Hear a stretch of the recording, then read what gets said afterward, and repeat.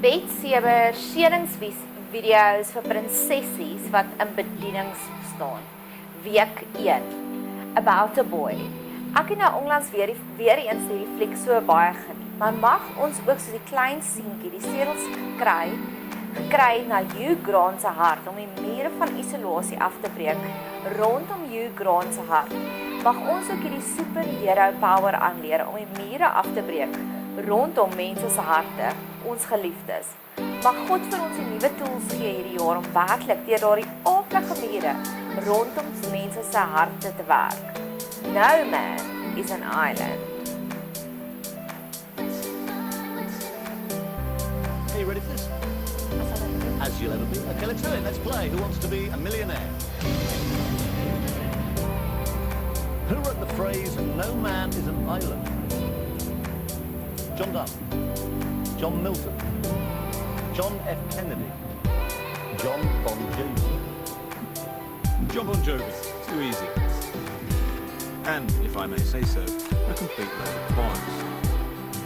In my opinion, all men are islands. And what's more, now's the time to be one.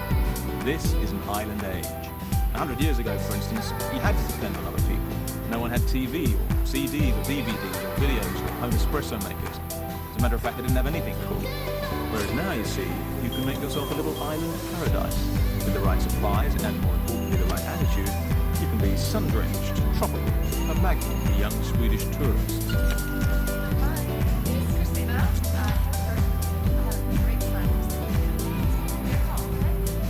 And I like to think that perhaps I'm that kind of island. I like to think I'm pretty cool. I like to think I'm a beater. Accept it. Mag ons nuwe maniere aanleer hierdie jaar van om te kommunikeer met die prinsessies dat jy is accepted en jy is geliefd. Ek kry soveel boodskapies van prinsessies af wat sê dat ek luister sonder om hulle te judge. Mag ons hulle oorlaai hierdie jaar met acceptance. Meeste van julle ken die Adele Neveling se getuienis, maar op die oomblik toe Mark Bredenkamp op haar afgekom het, toe sy amper sy eie seun geoffer het, amper die seun vermoor het, was Mark se eerste reaksie om liefde oor haar uit te spreek. Mag God ook hierdie jaar hierdie radikale liefde kom uitstort in ons harte, net soos wat hy daardie radikale liefde in Mark se hart kom uitstort het. Indien jy nog nie Adele Neveling se getuienis ken nie, hieronder in die kommentaarboks is 'n link na haar getuienis. Adversity has the effect of eliciting challenge which, in prosperous circumstances, would have lined or marked Horace. So in elke moeilike omstandighede waarin jy jouself begin, mag hierdie quote jou dra om te besef dat God is net besig om 'n nuwe oes van talente te ontgin in jou lewe. Ek het al opgetel dat met elke hartbreek wat ek ervaar het, het ek 'n nuwe bediening begin. Dis juis vanuit 'n gebreekte hartjie waar die liefste prinses bediening begin het. Juis vanuit ernstige aanvalle op spanlede en potensiële gaste waar die seëningsvideos gebore is.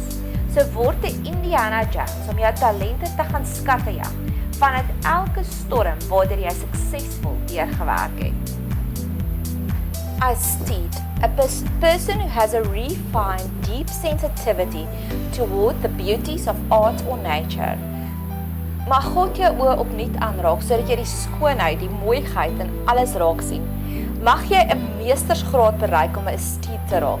Mag God ook ons hierdie jaar leer om die ware skoonheid, die goud en verborgde talente wat hy in die mense rondom ons ingeweef het, kan raak sien. Sodat ons dit nie net raak sien nie, maar ons ook sommer vir hulle 'n mooi kompliment wat diep in hulle harte tref, net soos hierdie video. There was a busker playing his violin just outside Washington DC Metro station. He had a cap on, it was quite unassuming, he was just wearing normal busker clothes.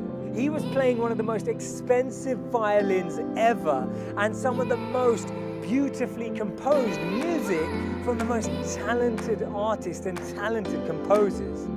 The funny thing, 1,097 people walked past and barely anyone noticed it, barely anyone really connected, barely anyone was really engaged. In just under an hour, he'd accrued about just over $30, and that's not a bad amount for a busker, but the fascinating thing was that just a week before, he'd sold out an arena for $100 per seat. This was actually a social experiment conducted by the Washington Post, which showed, do we miss beauty when we see it unexpectedly?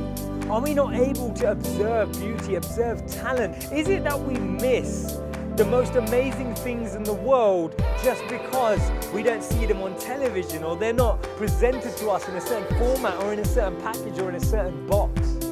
I believe you should focus your life on observing the little things, because one day you'll look back and realize they were the big things. We miss the sparks of brilliance, we miss the joys of nature, we miss the blooming of flowers, we miss all of these sensations. Reducing our pace of life doesn't mean becoming slower or less ambitious. It actually means that we take out more time to regenerate, rejuvenate, and re-energize ourselves. And the challenge is that we often confuse the noise of our ego with the voice of intuition. But actually, the more we tune out of the space we're in, we can tune into that intuition. We can actually find how we can be guided and navigate life, because big egos have little ears. And that means that we can't hear properly. Because the truth is, everything has beauty, everything has life, everything has energy, but we just don't have the eyes to see it. We don't have the eyes to perceive it. We don't have the eyes to appreciate it. But we can have those. We can actually develop insight. We can actually develop new ways of looking at things simply by becoming more attentive, simply by becoming more mindful, simply by becoming better observers of reality rather than participants.